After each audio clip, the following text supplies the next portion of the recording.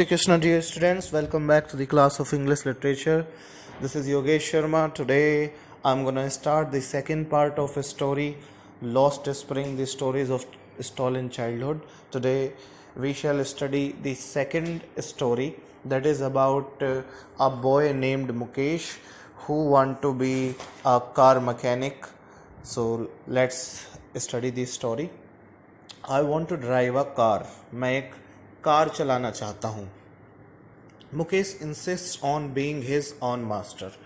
मुकेश, देखिए, पहली स्टोरी की जो समस्या थी वह यह थी कि अनीस जंग की पहली स्टोरी का हीरो साहिब आलम, जो कि पहले अपना खुद का मालिक हुआ करता था, वो बाद में एक नौकर बन जाता है.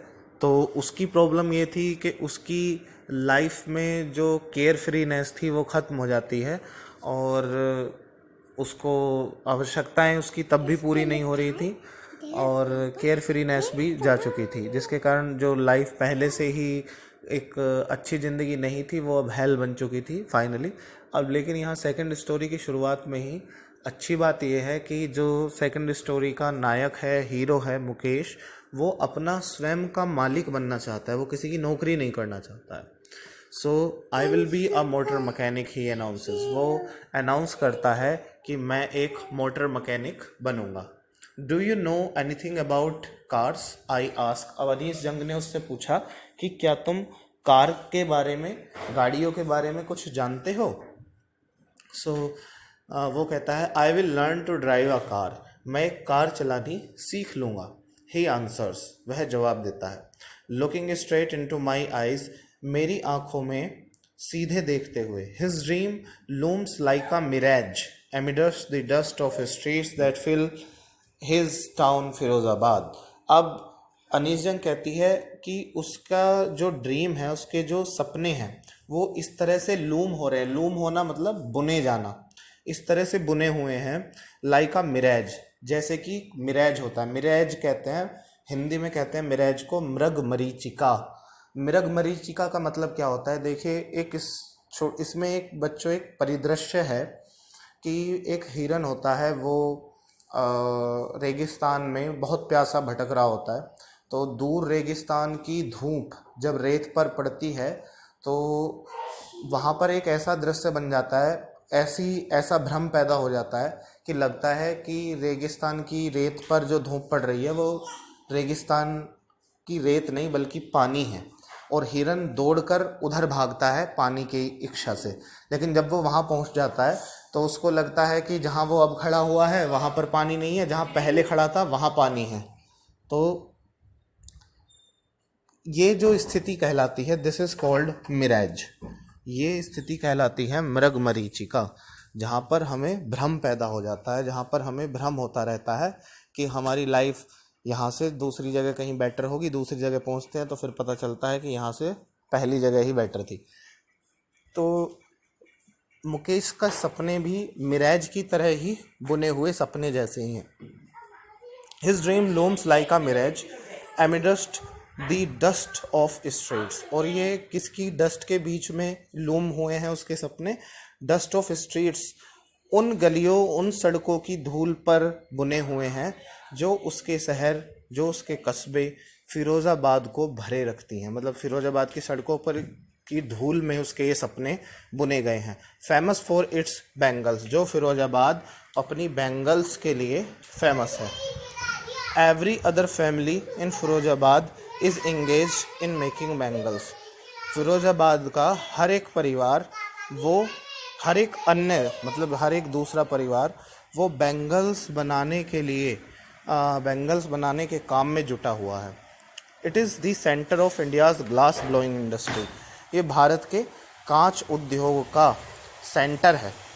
So where families have spent generations working around furnaces, जहाँ पर जो फैमिलीज़ हैं, जो परिवार हैं, उन्होंने जनरेशंस अपनी गुजार दी हैं वर्किंग अराउंड फर्नेसेस, भट्टियों के पास बैठकर काम करते हुए. मतलब पीढ़ी दर पीढ़ी फिरोज़ाबाद के जो परिवार हैं, इन परिवारों में ग्लास ब्लोइंग का काम, कांच को पिघलाकर, धोकनियों से फुलाकर उनको शेप देकर चूड़ी बनाने का काम होता चला आ रहा है.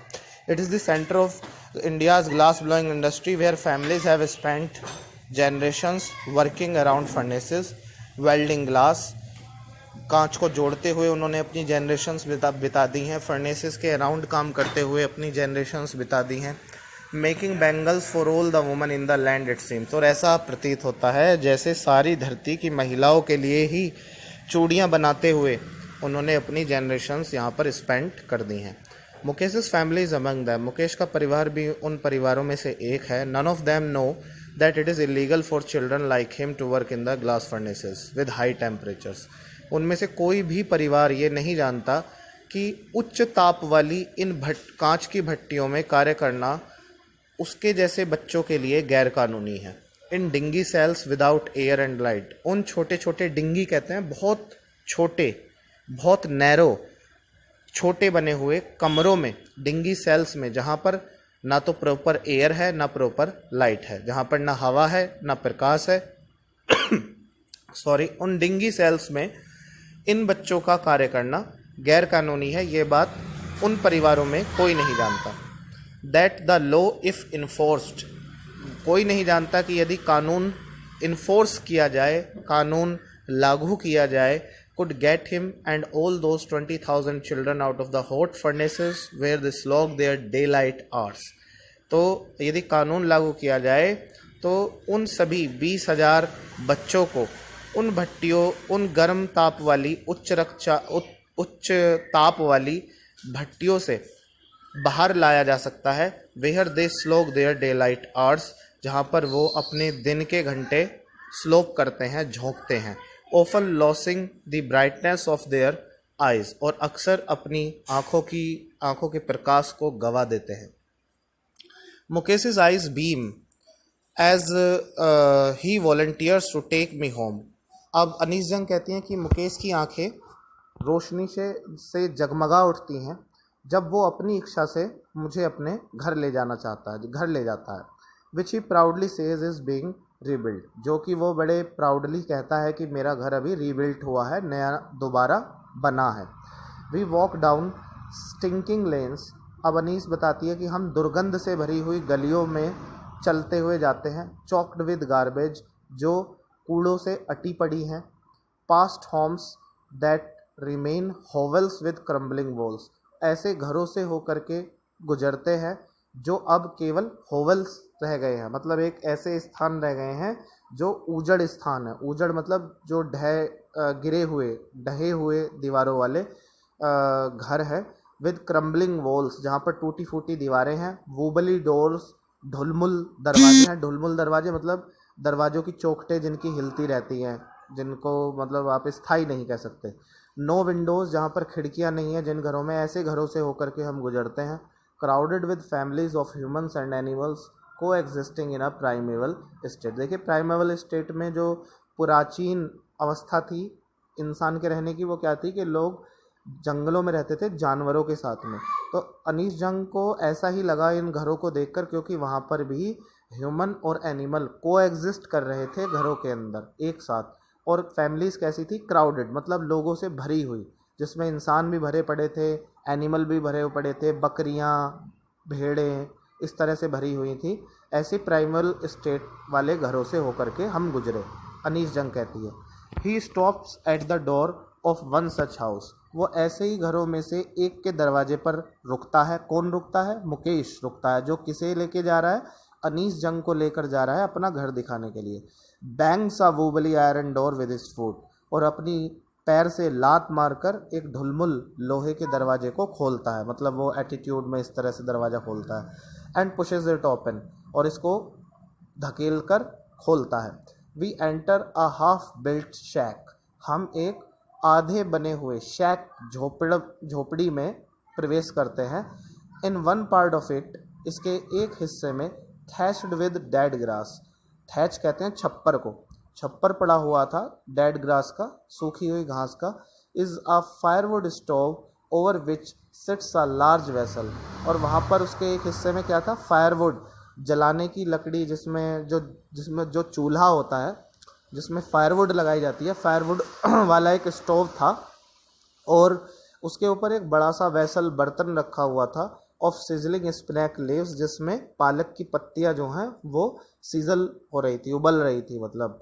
तो बेसिकली साग बन रहा था घर पे। On the ground in large aluminium platters, और फर्श ग्राउंड ज़मीन पर बड़ी बड़ी एल्यूमिनियम की प्लेटर्स में थालियों में आर मोर चॉप्ड वेजिटेबल्स, और चॉप्ड वेजिटेबल्स रखी हुई थी, कटी हुई सब्जियां रखी हुई थी, मिक्स वेज बना रहे थे शायद।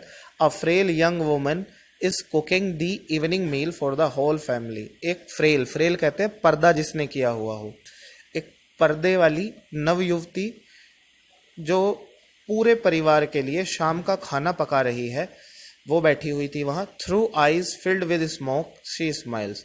वो उन आँखों से, जिन आँखों में क्या भरा हुआ है, फिल्ड विद स्मोक, चूल्हे का धुआं भरा हुआ है, उन आँखों से देखती हुई मुस्कुराती है। She is the wife of Mukesh's elder brother. और वो किसकी पत्नी है? मुकेश के बड़े भाई की पत्नी है।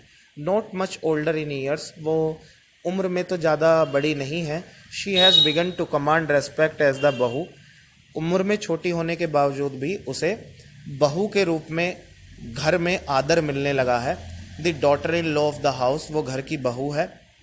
Already in charge of 3 man, और पहले से ही वो 3 लोगों की देखभाल करती है। हर हस्बैंड, अपना उसका पति मुकेश, उसका देवर, एंड देयर फादर, और उनका पिता। वैन दी मतलब बहू का ससुर। Van the older man enters, जब ससुर जो है बुजुर्ग व्यक्ति प्रवेश करता है, she gently withdraws behind the broken wall, तो वो बड़ी सज्जनता से उस टूटी हुई दीवार के पीछे हट जाती है। And brings her veil closer to her face, और अपने पर्दे को अपने चेहरे के समीप ले आती है। It's a trend students, you know के जो हिंदुस्तानी कल्चर है उसमें लोग पर्दा करते हैं, महिलाएं पर्दा करती हैं। As custom demands, daughter in law must veil their faces before male elders, जैसा कि परंपरा की मांग है कि बहुओं को बुजुर्ग पुरुष लोगों के सामने अपने चेहरे पर पर्दा करना चाहिए। In this case the elder is an impoverished bangle maker. इस मामले में जो बुजुर्ग है वो एक इम्पोवराइज्ड मतलब अकुशल, जिसके अंदर स्किलनेस नहीं है, जो स्किल्ड नहीं है। स्किल्ड होता तो क्या करता, फैक्ट्री भी लगा सकता था। एक इम्पोवराइज्ड बैंगल मेकर है, एक अनस्किल्ड बैंगल मेकर है, चूड़ी बनाने वाला है। Despite long years of hard labour, कठिन परिश्रम के लंबे वर्षों के बावजूद। फर्स्ट एज अ टेलर, उसने पहले बुजुर्ग ने एक दर्जी के रूप में काम किया। देन अ बैंगल मेकर, फिर एक चूड़ी बनाने वाला बन गया। He has failed to renovate a house, वह एक घर को रेनोवेट कराने में भी असफल रहा, मतलब घर की मरम्मत भी नहीं करा सका। और टेलर वो रहा, बैंगल मेकर का काम उसने किया। सो here Anish Jung want to show you what is the state of poverty, that after doing so much hard work, this old man was not able to renovate his house. This old man was not able to build a house. Send his 2 sons to school, वो अपने 2 बच्चों को school भेजने में भी अक्षम रहा। All he has managed to do is teach them what he knows. केवल वो क्या किस बात की व्यवस्था कर सका कि जो कुछ वह जानता था, और वो क्या जानता था, बैंगल मेकिंग जानता था, वो सिखा सका बस उस अपने बच्चों को। The art of making bangles, चूड़ियाँ बनाने की कला। It is his karam, his destiny, says Mukesh's grandmother. Mukesh की दादी माँ ये कहती हैं मुकेश के पिता के बारे में कि ये तो उसका कर्म है, उसका भाग्य है। Who has watched her own husband go blind with the dust from polishing the glass of bangles, जिसने अपने पति को ग्लास बैंगल्स पर पॉलिश करने वाली जो डस्ट होती है, जो कलर होता है, उसकी धूल से अंधा होते हुए देखा था।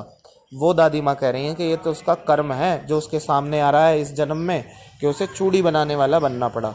Can a God given lineage ever be broken, क्या भगवान के द्वारा दी हुई वंश परंपरा को कभी तोड़ा जा सकता है? So let me ask this to you student, can we broken that lineage?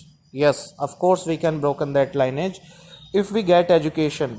अगर हम शिक्षा ग्रहण करें, यदि हम पढ़ाई करें, मेहनत करें, तो हम उस वंश परंपरा को तोड़कर कुछ बेहतर कर सकते हैं, अपने परिवार को कोई बेहतर स्थान दिला सकते हैं। शी इम्प्लाइज, वो दादी जो है वो जोड़ देते हुए ये बात कहती है। Born in the caste of bangle makers they have seen nothing but bangles. Bangle makers की जाति में जन्म लेकर उन्होंने कुछ नहीं देखा सिवाय चूड़ियों के।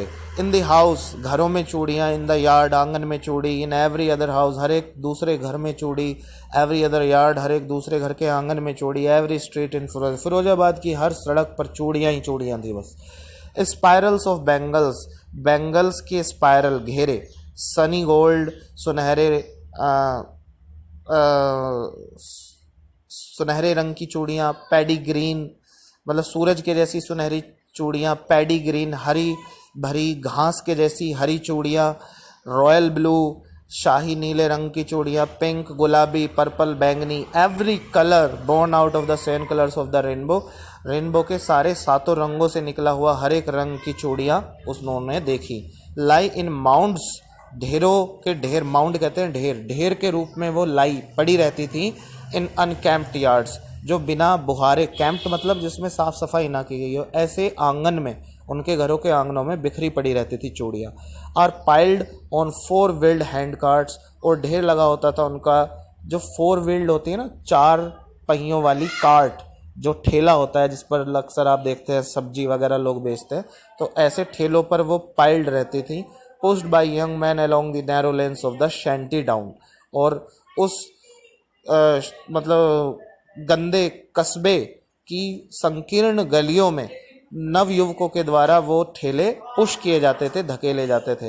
एंड इन डार्क हटमेंट्स, और उन डार्क हटमेंट्स में मतलब अंधेरे से भरी हुई झोपड़ियों में, next to lines of flames of flickering oil lamps, flicker करते हुए ऑयल के लैंप मतलब तेल से जलने वाले जो लैंप हैं, जिनकी बत्ती, जिनकी रोशनी जो होती है, फ्लेम जो होती है, ज्वाला, वो फ्लिकर हिलती डुलती रहती है, उनके बगल में कतार में बैठे रहते थे। कौन बैठे रहते? सिट बॉयज़, लड़के बैठते थे, एंड गर्ल्स, लड़कियां बैठती थी, with their fathers and mothers, अपनी माता और पिता के साथ बैठते थे। और वो let me tell you this students के ये जो ऑयल लैंप होता है, ये चूड़ी बनाकर उसका टांका लगाने के लिए इस्तेमाल होता है। तो चूड़ी बनाने वाले क्या करते हैं, ऐसे ऑयल लैंप जला कर के बैठते हैं, और वो चूड़ी बनाने के लिए उनको उनकी हीट का इस्तेमाल करते हैं, उनको जॉइन करते हैं। आप नेट पर ये देख सकते हैं कि कैसे ऑयल लैंप ये इस्तेमाल किए जाते थे चूड़ी बनाने के लिए। So the picture will be more clear in front of you.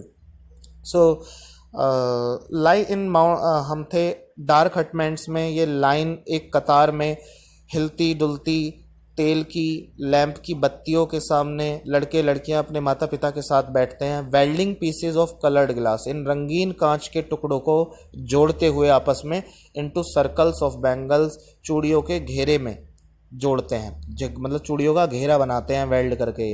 There eyes are more adjusted to the dark than to the light outside, और इनकी आंखें इतनी हैबिचुअल हो चुकी हैं कि अंधेरे की ज़्यादा आदी हो गई हैं, हैबिचुअल हो गई हैं बजाय उजाले के।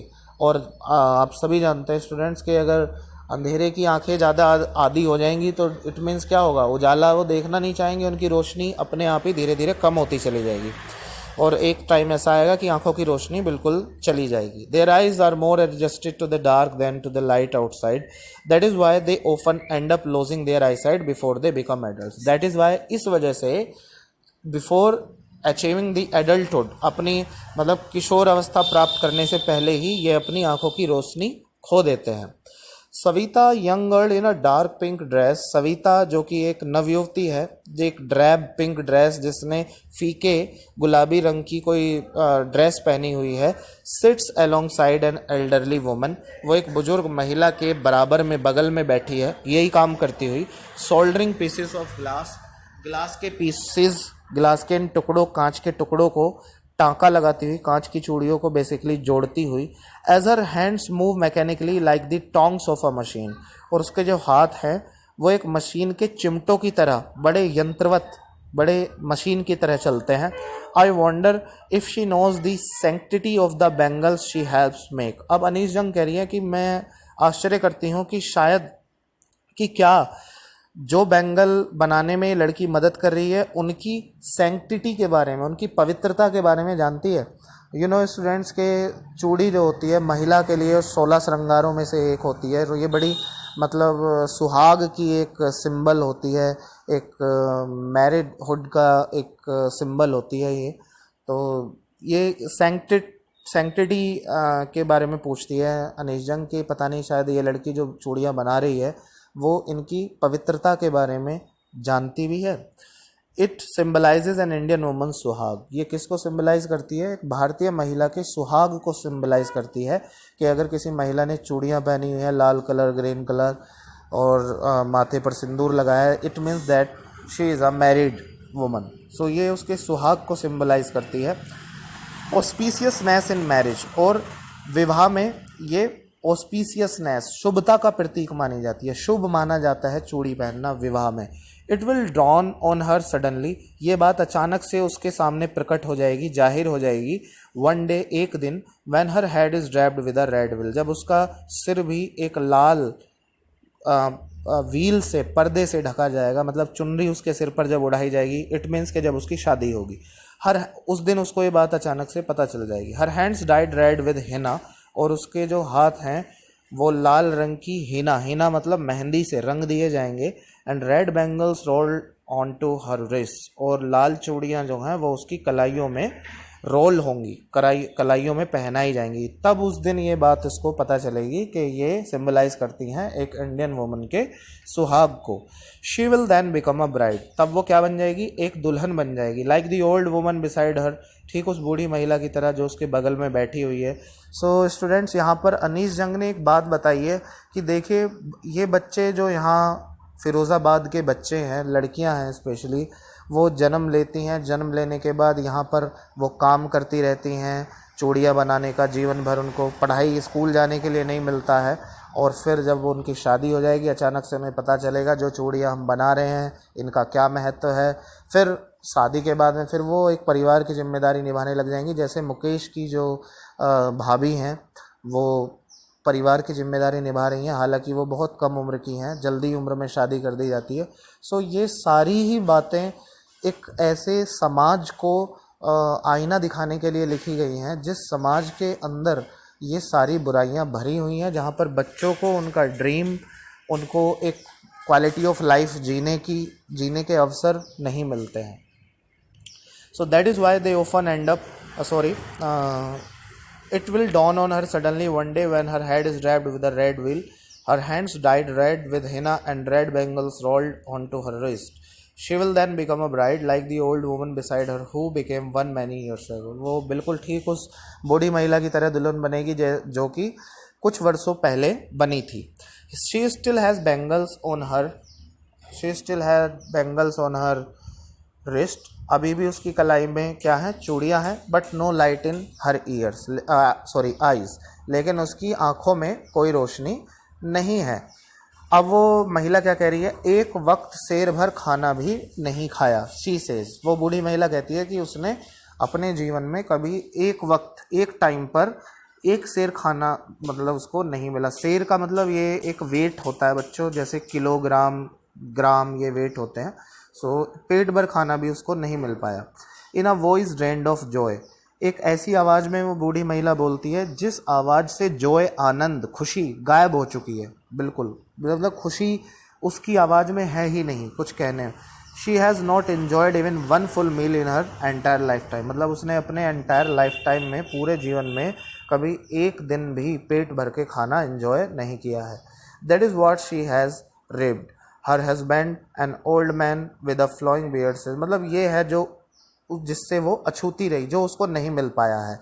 उसका पति an old man with a flowing beard, जिसका पति जो कि एक बूढ़ा व्यक्ति है जिसकी दाढ़ी है लंबी, सेज, वो कहता है I know nothing except bangles, all I have done is make a house for the family to live in, मतलब वो कहता है मैं कुछ नहीं जानता सिवाय बैंगल्स के, चूड़ियों के, जो भी बस मैं कर सका अपने जीवन में वो था अपने परिवार के रहने के लिए एक घर बना सका।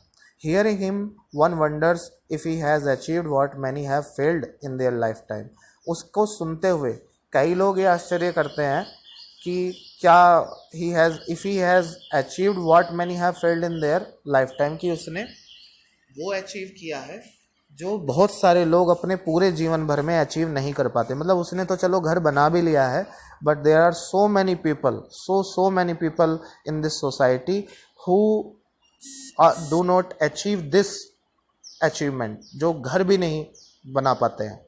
Not even enough to eat, sorry, he has a roof over his head, कम से कम उसके सिर पर क्या है कि वो सिर पर उसके छत तो है। So that's it for today, students. I'll talk to you tomorrow. We'll continue this story tomorrow. Thank you. Take care. Bye bye.